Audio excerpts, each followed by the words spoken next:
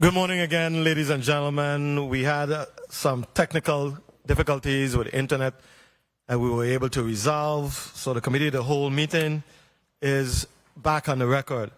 We'll now proceed with our next testifier, Senator Hubert Frederick. You're recognized for your 3 minutes.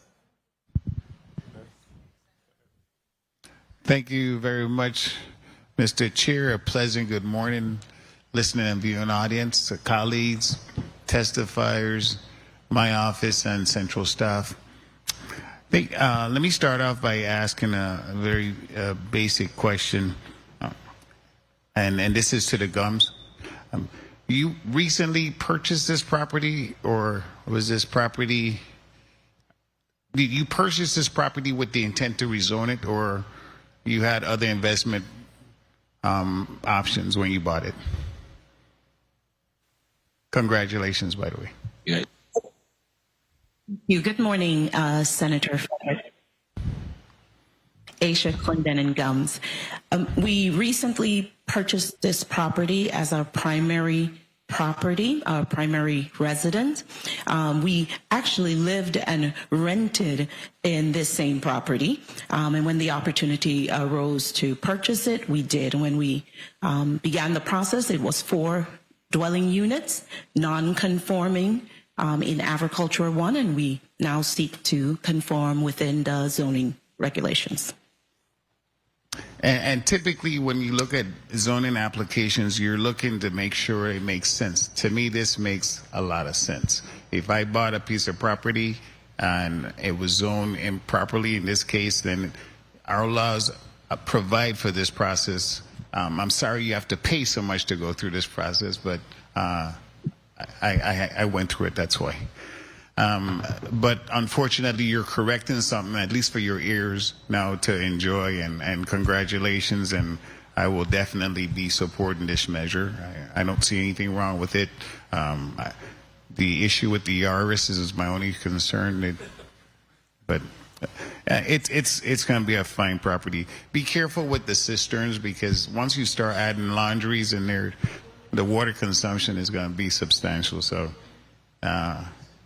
be careful. I know you have 3 cisterns, right? 1 minute. Yeah, just be careful. Yeah, your water consumption is going to go up with a laundry. And then secondly, I want to talk about the bill number 36-0269. A very basic rezoning request. I don't have any problems with it. Just want to find out a little bit more about the construction, about the building that's going to be placed there, so we get a good understanding about the size and the construction type. Carol Overson McGregor, Deputy Commissioner of Transportation. The building is a concrete block building. The roof is a steel frame with concrete. It's approximately 2,100 square feet. Okay, great. And in terms of, is there any air conditioning that's going to be on for the passengers or just for the workers that are going to be there? The offices and ticket area will be air conditioned. The space for the passenger lounge will be open air. Open air, okay. And last but not least, Mr. Chair, and because of this being Sonny's property, which is a very Sonny Barnes, a very popular person here. We know Sonny is a disabled person. So what's the accommodation going to be for people with disability? The entire facility will be ADA accessible. Compliant. It's a requirement, yes. Okay, great. Thank you very much. I appreciate your response. Thank you very much, Mr. Chair. Thank you very much, Senator Frederick. Senator Carla Joseph, you're recognized for your 3 minutes. Thank you. Thank you so much, Mr. Chairman. A pleasant good day to everyone. I want to first begin my line of questioning by asking the Gumbs relative to this property you are proposing to be rezoned today.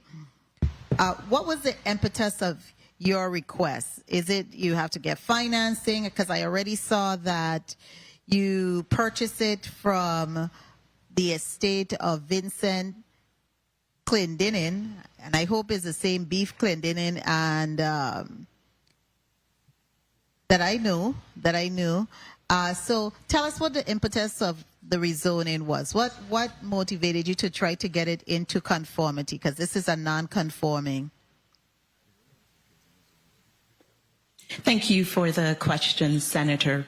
I think it was important to my family, not only as, I'm going to consider us young Virgin Islanders, first-time home owners, that we are able to pass down to generations and build generational wealth, but do it the right way.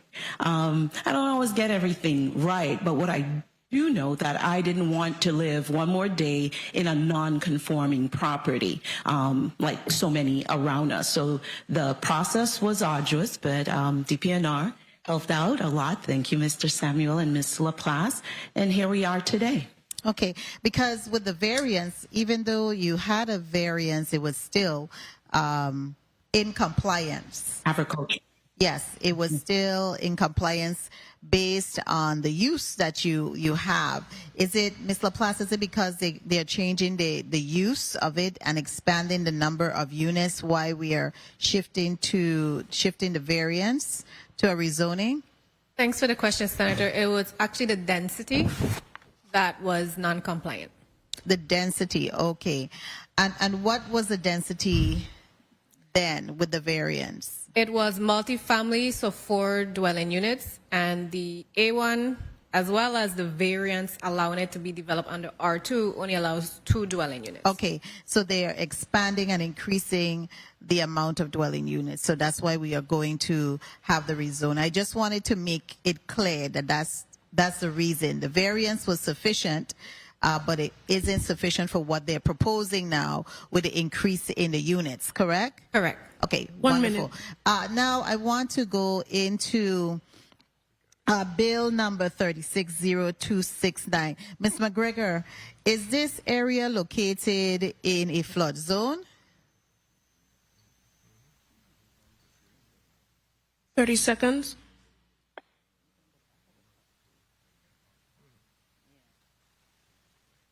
Good morning, Senator. The west side of the property does have a waterway.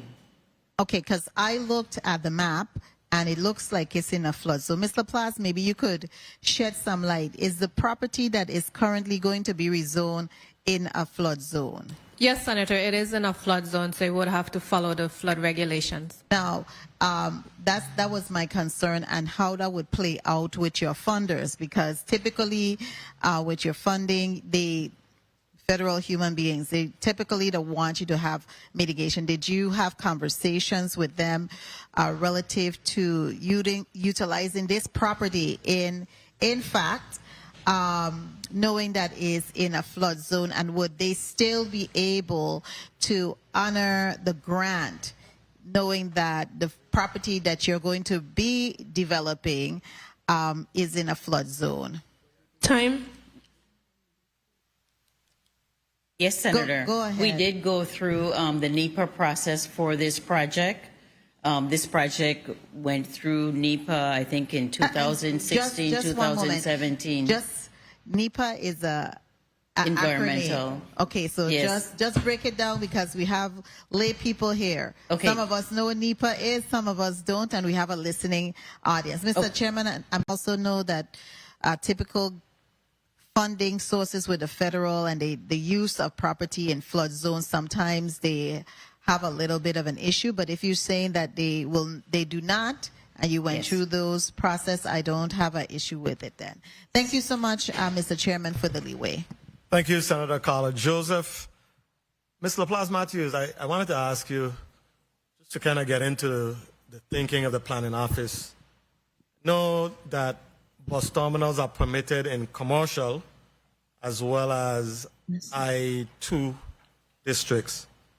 Did the planning office evaluate those designations for this site, and why did you ultimately reject those in favor of a variance on P public land?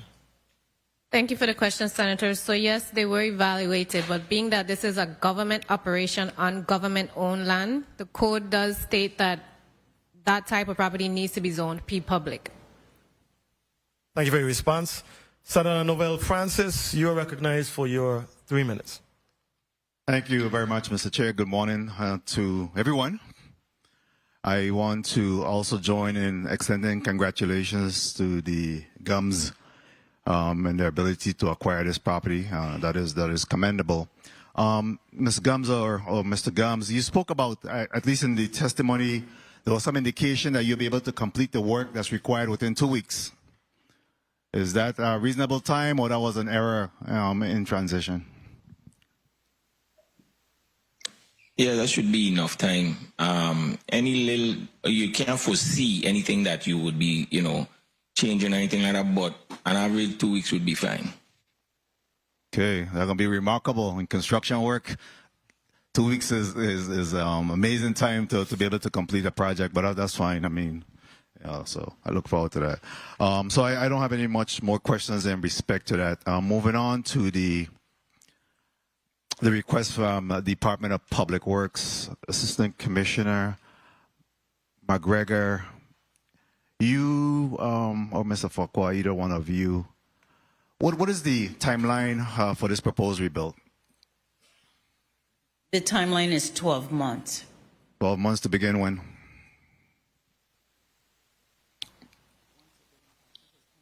Once the construction contract is executed. Okay, so everything is in place to make that happen. All of the necessary permits and everything else is already in place? This is the last part for that. This yes. is the last part, okay.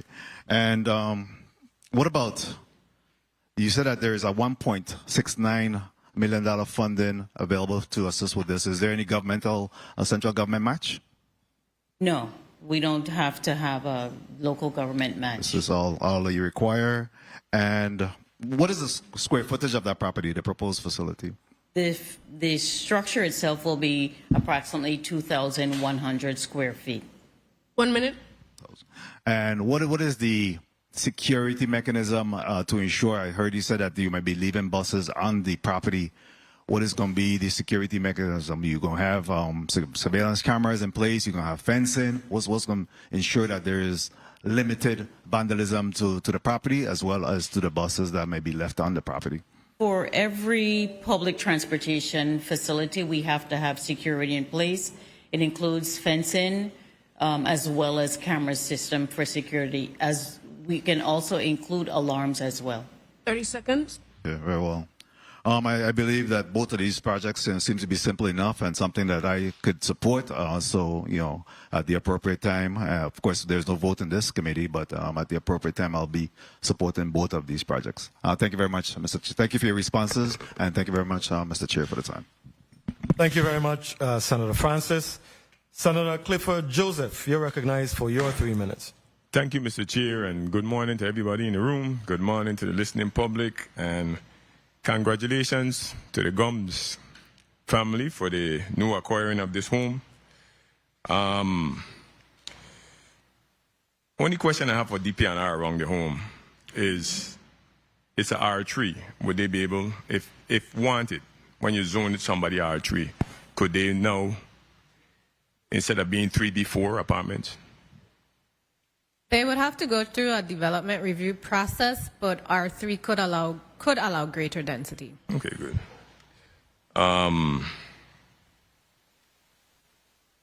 This is now for you, for DP&R. At slab, the construction is going to be, you're going demolition first, or you're building behind of the present? It would be demolition first, Senator. Okay, good. So I guess with you saying that it cleared the flood zone, so you're going to be up the height to suit the flood zone? Yes, they're required to meet a certain height. Okay, good. I really don't have a lot more questions because the questions are already asked, but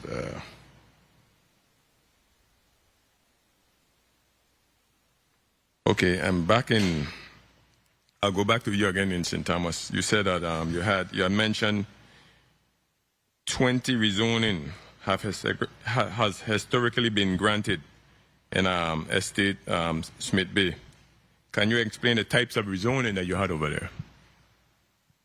It has been arranged from agricultural to low-density residential to medium-density residential to business and commercial industrial. So everybody came in to go in compliance, so you guys had to go out there and stop some folks. How would that went? Some were to come in compliance, others were to do future projects. 1 minute. Okay, thank you, Mr. Chair. I don't have no more questions, but again, congratulations to the Gumbs family, and congratulations and thank you for being honest and coming to the government to be in compliance. Thank you, Mr. Chair. Thank you very much, Senator Clifford A. Joseph. Senator Ray Fonseca, you are recognized for your 3 minutes. Yes, thank you, Mr. Chairman, and a pleasant good morning to the viewing and listening audience, the testifiers on both islands, and colleagues. Okay, bill number 360267. Just to bring it into perspective, this is when you're going Smith Bay Road, you're going from, so you're coming from Tutu, you're going to Red Hook. Right over there by, excuse me, Pavilion and Pools. You're driving to the south, Pavilion and Pool is right to the east. This property is located on the west. Nice area. And I also want to congratulate both of the owners, because you see, this is what is so good about the Virgin Islands. This here is home ownership for we. There is one of us. This is home ownership. This is what we love. And they got a home where they got a little rent and thing they could collect to help with the mortgage. This is entrepreneurship. This is awesome. Congratulations. So this is definitely a yes, even though we don't have any vote on this committee. But I was so, impressed to hear from Mr. Samuel that there was no opposition. There was also no post-hearing comments from anyone in the area, and it's in compliance with the land and water use plan. So this property is going to go from A1 to B3, R3. Don't stop planting the little thing now, we need to plant a little bit, because they got a deal where they're going to be burning over there in the Bovoni dump, the Bovoni landfill, and I know over there could use some soil, some compost. 1 minute. So this is a good idea with this community here, residential, medium density. Congratulations. Thank you. I want to go to the next bill, and congratulations also to Sonny Barnes. I know Mr. Sonny Barnes real well. I know him a long, long time. Real outstanding Crucian citizen. I saw him the other day, as a matter of fact, when I was over there to the agricultural fair. Me and my staff, Rafael Conero, we saw him, we greet him, we had a little time together, hang him. Congratulations. That one also seems to be a good use, and it's going to be fully compliant for the handicapped, the disabled. So these are two good bills. We don't vote in this committee, and I'm definitely in support of them. And congratulations. This is we, Virgin Islanders, owning property with little rent too. So that's great. Awesome. Congratulations.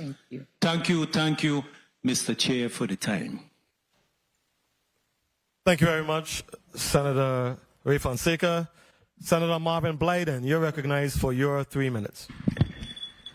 Thank you so much, Mr. Chair. Good morning to my colleagues, listening, viewing audiences, staff, central staff. Good morning, testifiers, and thank you for your testimonies. These two bills are no-brainer for me. Definitely, I will be supporting both of them. In respect to the bill in St. Croix, the rezoning request, it makes sense in terms of a new building. That's always a good thing. But let me ask you a couple of questions, Director McGregor. How are you doing today? Well. Good to see you. In respect to, I heard you say that you're going to actually be going to other areas that you're not going to right now, which is a good thing. Is that further out of the planned area development, or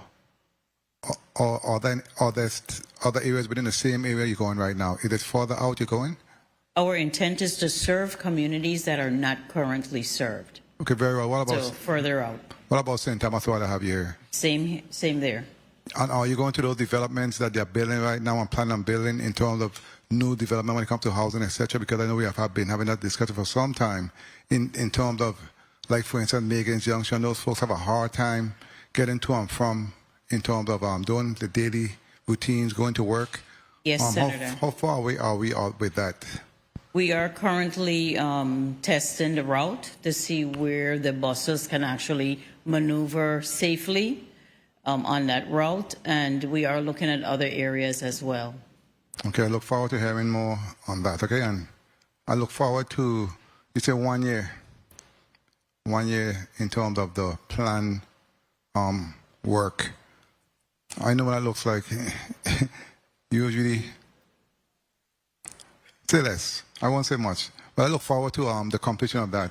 In respect to the Gumbs, good morning to the Gumbs, and congratulations on your investment. Of course, you know, getting a property, a home, is the most important investment you and your family can ever make. So congratulations on that front.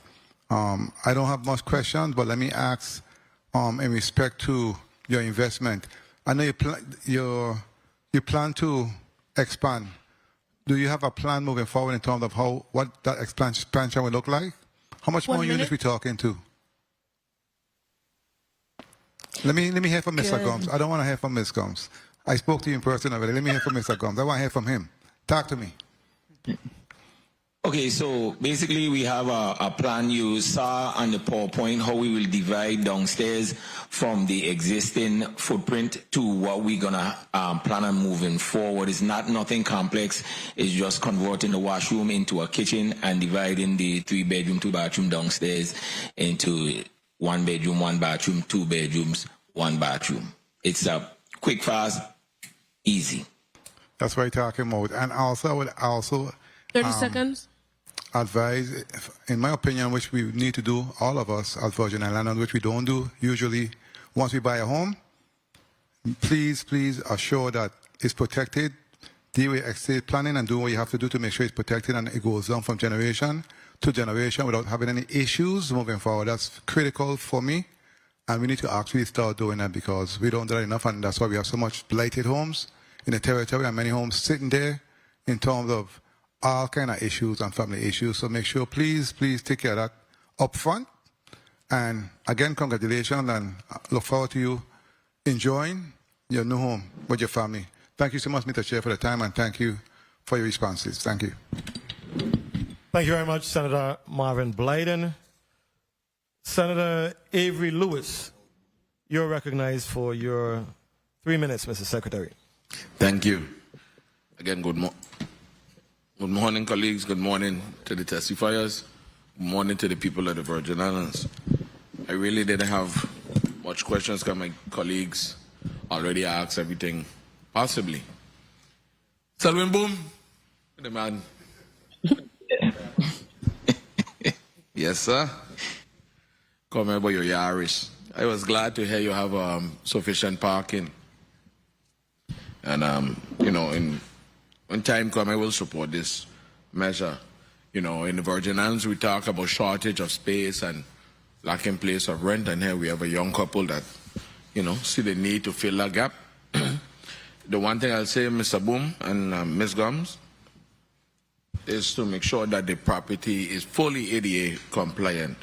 You know, we're getting older, we're getting younger. That would help us and help you too when that time comes. Ms. McGregor, good morning again. Good morning. You talked about your funding, so everything is in place and ready to go. You have approximately one year completion from start to finish, right? Yes, Senator. We designed the structure so that it's low maintenance, completely concrete structure. So we expect to be completed within a 12-month The design, the planning, everything. It's already designed and So as planned, yes. the president put the ink on and the governor put the ink on, we're ready to go. Ms. LaPlace, you're going to hold them up, right? No, Senator. Good. And the one thing I'm glad I heard one of my colleagues asking you is about security. Because I think that's one of the major problems we had this weekend with WAPA. Somebody went in and vandalized the plant. You know, I don't think they had sufficient security for us to find out. You know, I mean, the police is doing the investigation, but please, we in the community, we be begging for things, and then when the government provided some miscreants or whoever come and destroy it and take away this privilege from us, take away this necessity from us. And, you know, again, you talk about a restroom, ADA, all the way for me, please. Yes. The new buses you have coming, make sure ADA compliant. Well, I know you always try your best with that, you know, and so forth. So I'll ask you to continue that. The housing chairman talked about different routes. One of the things I'll ask, I know we place the bus stop rear of the hospital. I've never really seen it being utilized as yet for your buses to pick up people who's traversing. That corridor has become like a medical corridor now, you know, with the Celestino White housing community back there and so forth. 1 minute. So that route is serviced in the AM, midday, and in the evening as well. Okay, We do thank go you. to the senior facility there. And I don't know who owns the property, but if Public Works have a little say in it, maybe at some point in time we could put a little shed or something, keep the heat off the people, because, you know, where the bus stop is actually this in the heart of the sun, in the element. So I'll just ask you to, let's look out for them, and those at Megan's Bay and, you know, the different junctions where he talked about. Let's see what we could do. We will. What about weekends? No, we don't have enough funding right now for fixed route services on the weekend, but we do continue to provide the paratransit service, which is an 80 accessible service on Saturdays. 30 seconds. But I know that's for those who call and make preparations. I don't know how it exactly go, but It is explain to me. a service demand service. We provide, paratransit provides services to seniors and persons with disabilities. Right. And it's you have to be certified, and you call in, make an appointment, and then we provide the service. You know, and the one good thing I'll end Ms. McGregor is saying that I'm really glad that we utilizing government land. Because I'm tired of people coming in here now and saying, we're taking government land, we leasing it or we're selling it or something, and then we got to go rent. But I'm glad that we fully utilizing the government land. Time. So, at the appropriate time, you have my vote. Thank you. And the Gumbs, you have my vote. Thank you. Thank you. Thank you very much, Senator Lewis. I wanted to recognize the presence of colleague Senator Alma Francis Heiliger. Welcome, Senator Francis Heiliger. And we'll mark Senator Francis Heiliger as present. And we will, Senator Francis Heiliger, you may proceed with your testimony. 3 minutes. We're going to give you a special 3 minutes today.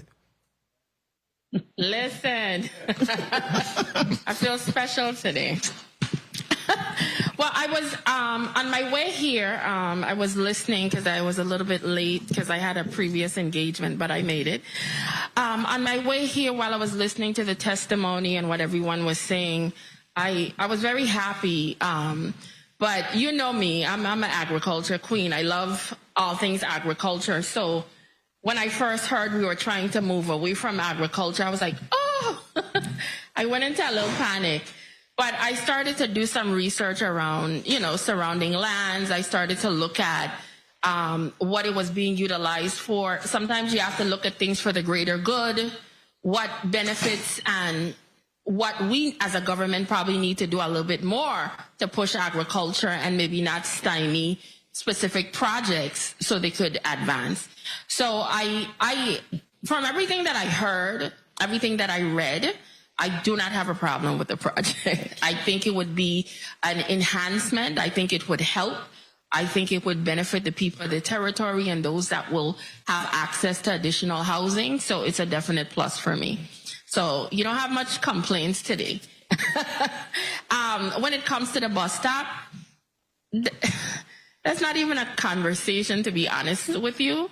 As a government, we have to provide services. And if we see a need, we need to step in, fix the need. It's that simple. We clearly have people, the buses running along this route. We need to make sure that there's a place they could sit, they could stop, they could shelter while they wait on these buses. I would probably have a greater conversation along the lines of how long the buses take to come, because that's a conversation that I hear from my constituents all the time.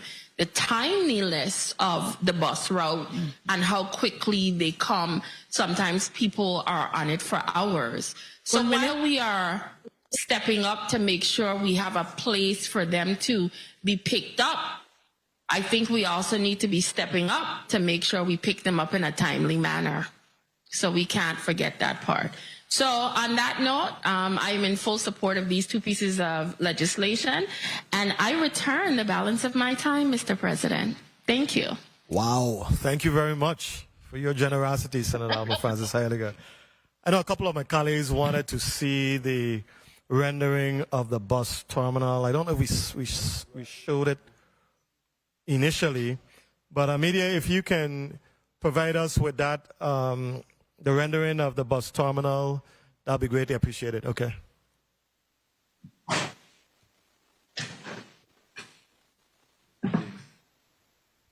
Nicely done. Looks great. Thank you very much. We appreciate that. If only all matters before us, these zonings, were as straightforward as the two that we just heard. Life would be easier and stress-free. So I absolutely am supportive of both initiatives. Kudos to Mr. and Ms. Gumbs on this very important property acquisition, and kudos to you too for striving to be in compliance with the law before embarking on your project. You could have easily proceeded. I don't think anybody would even know what was happening, but it speaks to you and who you are, that you chose to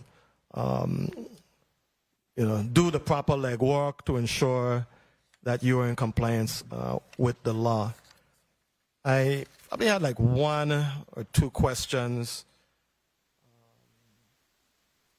I heard my colleague to the left just ask about ADA compliance. I wanted to ask the Deputy Commissioner Overson about the design that we just saw, whether or not it was ADA compliant, and if they were sheltered. I think from what I saw, the answer is yes, sheltered waiting areas and safe pedestrian pathways, given the anticipated 50-passenger usage.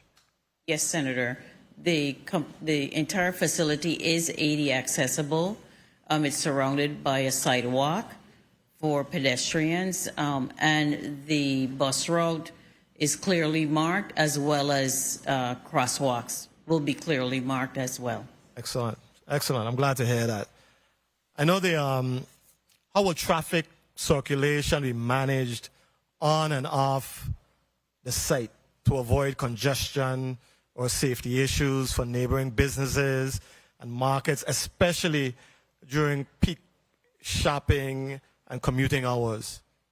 So the property will be clearly marked, entrance only and exit only. We will not have a two-way traffic flow at any particular entrance or exit. It would be a one-way traffic flow. Excellent. I have a young lady, older lady, she's a little older than me, so she shops at Cost You Less. This is just a pivot. And every time I see her, she asks me, when is Public Works going to have a shed right there on the Weymouth Highway so that when persons are waiting for the bus, either heading east or west, so they will be in a sheltered area. I guess similar to what, or maybe a scaled down version of what you're doing now. Is that something that is on the radar? With our transit plan update, we are going to take a look at bus stop locations, bus shelter locations, and see where it's possible to add additional structures. You're going to do a comprehensive analysis or assessment? Yes, comprehensive analysis. I'm glad. I hope she's listening. Thank you very much for that, Commissioner. Point of information, Senator Marvin Blyden. Thank you, Mr. Chair. Before we finish, I just want to ask the Gumbs, carry what on my mind, but I didn't ask the question.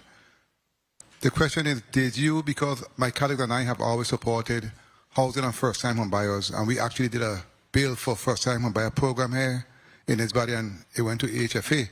Did you apply for any program to assist you in your most important endeavor? Because it's important that our people utilize those programs and get assistance. Did you apply for any of those programs? Yes, we did apply for the SLICE program. Okay, very well. And okay, good to know that at least one of ours got assistance. Thank you so much. I'm not going to go any further. Thank you, Mr. Chair. No, but I believe, did you get... Absolutely. That's what I thought. I can just a wrap-up statement before we conclude. So I'm going to start with, in the same order that we began, I should say, Ms. LaPlace. Good day. Just a little note that with the comprehensive land and water use plan, we do need to start looking comprehensively and long range with our zoning. Two things that come to my mind is rather than these piecemeal rezonings, we have to do a mass rezoning that will require staffing and funding for the division.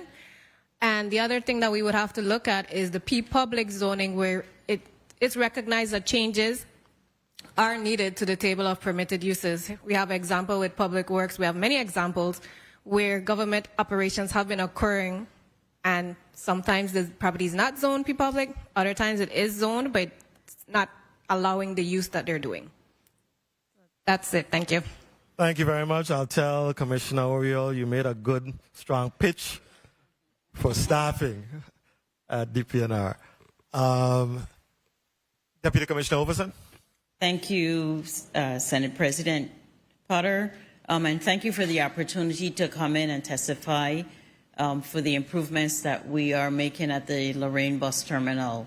It is a discretionary grant that funded this project. Thank you. Thank you very much, Deputy Commissioner. We're going to move to St. Thomas, sorry. Mr. and Mrs. Gumbs.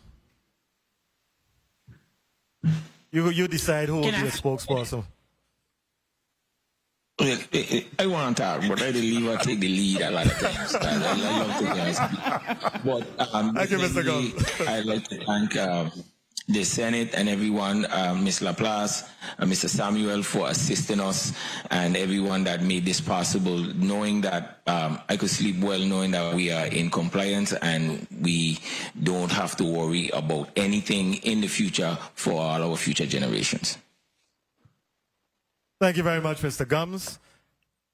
Ladies and gentlemen, the Committee of the Whole stands in recess for 5 minutes.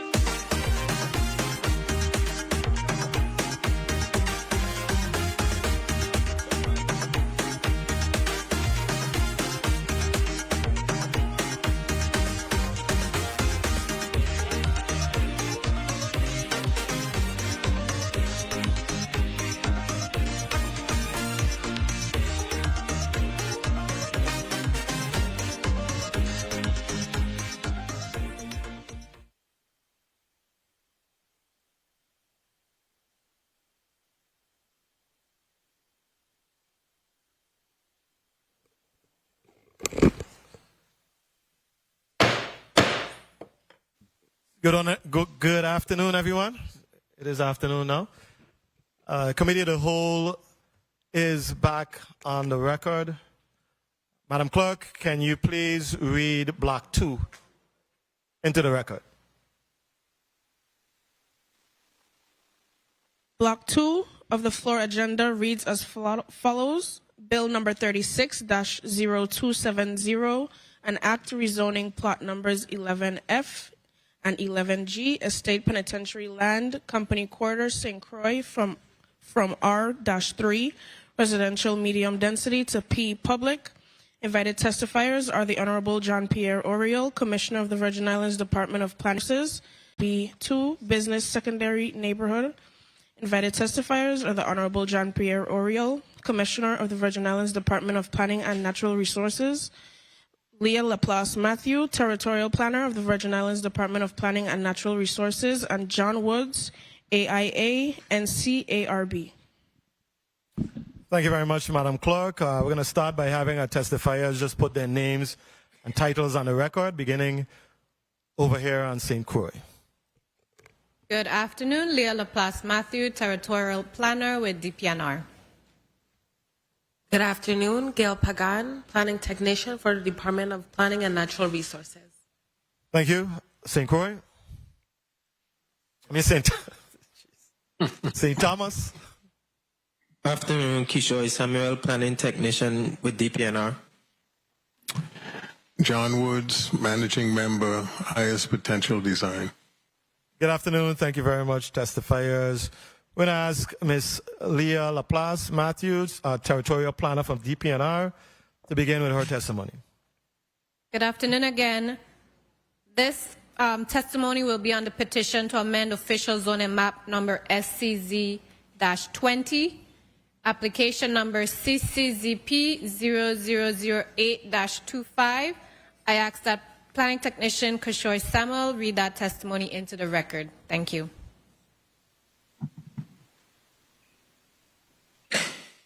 Good day, Senate President Milton E. Potter, members of the 36th Legislature, legislative staff, and members of the public. My name is Kishore Samuel, Planning Technician with the Division of Comprehensive and Coastal Zone Planning, CCZP, within the Department of Planning and Natural Resources. I am here to present the department's recommendation on zoning map amendment application number CCZP008-25. This application, submitted by the Virgin Islands Department of Health, seeks to amend the zoning designation of plots numbers 11-F and 11-G, Estate Penitentiary Land, Company Quarter, St. Croix, from R3, residential medium density, to P, public. The purpose of the request is to bring the property into zoning compliance for the BSL-3 Public Health Laboratory and Emergency Medical Services Office.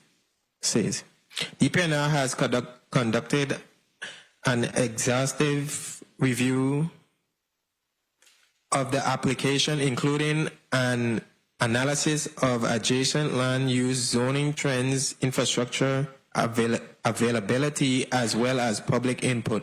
The neighboring area is zoned R3, C commercial, and P public, with use will be conducted in the two-story buildings designated for offices and laboratory function. The laboratory will not be open to the public.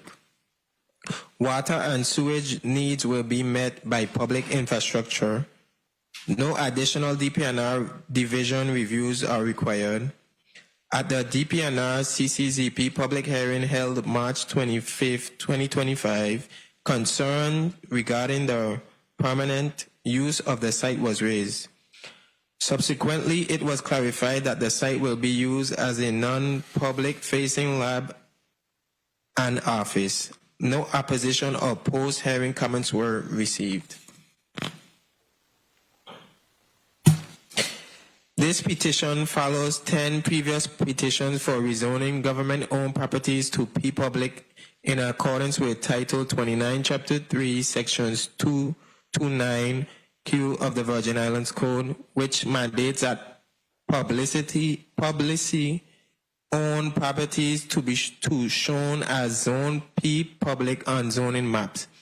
In accordance, 10 similar rezonings have been approved since 2022 for government agencies across the territory. Additionally, these rezoning bolsters eligibility for federal disaster recovery fundings. After reviewing the applicant's request, the department finds the proposed rezoning to be consistent with legal requirements and the intended public use of the property. Thus, the department recommends approval of the zoning map amendment request. Pursuant to Title 29, Virgin Islands Code, Chapter 3, Sections 238, the report of the Planning Office regarding this proposal, including the reasons for our recommendation, is incorporated into the record submitted prior to this Committee of the Whole hearing. We respectfully request that the PowerPoint presentation for CCZP 008-25 now be displayed.